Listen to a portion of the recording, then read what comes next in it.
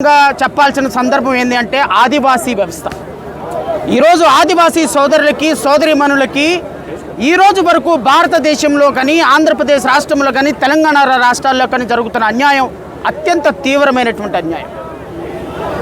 గత ప్రభుత్వం 2020వ సంవత్సరంలో ఆదివాసీలకు సంబంధించినటువంటి 100కు 100% ఇచ్చే రిజర్వేషన్లు ఇచ్చేటువంటి జీవోఎంఎస్ నెంబర్ 3ని ఆంధ్రప్రదేశ్ రాష్ట్ర ప్రభుత్వం గతంలో పనిచేస్తున్నటువంటి 2020లో పనిచేసినటువంటి ప్రభుత్వం సమర్థవంతంగా వాదనలు వినిపించిన కారణంగా ఈరోజు సుప్రీంకోర్టులో ఆ కేసు ఓడిపోవటం జరిగింది.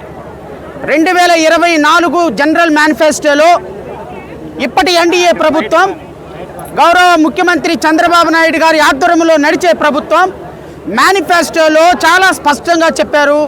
2024 జూన్ 11 తర్వాత ఏర్పడిన ప్రభుత్వం ఆదివాసీలకు సంబంధించిన జీవోఎంఎస్ నెంబర్ 3ని పునరుద్ధరిస్తామని జాయింట్ మేనిఫెస్టోలో పెట్టినా కానీ 2 సంవత్సరాలైనా ఇప్పటికీ జీవోఎంఎస్ నెంబర్ 3 మీద ఏ విధమైన స్పష్టమైన ప్రకటన చేయటంలా. గత ప్రభుత్వమేమో వైఎస్ఆర్ ప్రభుత్వమేమో ఎవరైతే జీవోఎంఎస్ నెంబర్ 3 మీద సుప్రీంకోర్టులో సమర్థవంతంగా వాదనలు వినిపించలా ఓడిపోయింది. ఈ ప్రభుత్వమేమో మళ్ళీ వారిని రిస్టోర్ చేస్తామన్నారు, ఇంతవరకు చేయాల.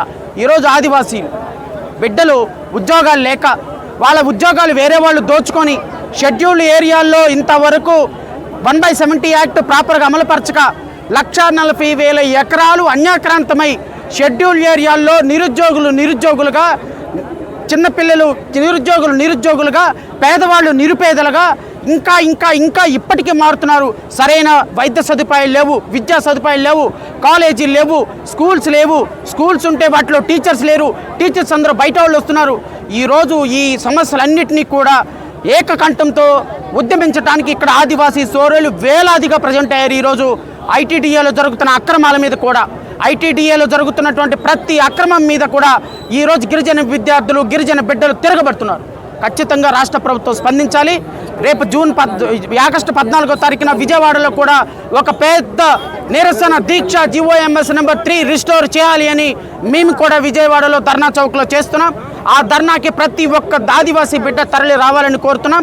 ఈరోజు ఆదివాసీ జాయింట్ యాక్షన్ కమిటీ ఇచ్చినటువంటి పిలుపుని అందుకొని వచ్చిన వేలాది మంది ఆదివాసీలకి సోదరులకు అందరికీ కూడా నమస్కారాలు తెలియజేసుకుంటూ ఈ ఆదివాసీలను ఏకతాటి మీద నడిపిస్తున్నటువంటి మా ఆదివాసీ జేఏసీ యొక్క చైర్మన్ గారిని ఒక 2 మాటలు మాట్లాడవలసిందిగా కోరుతున్నాను.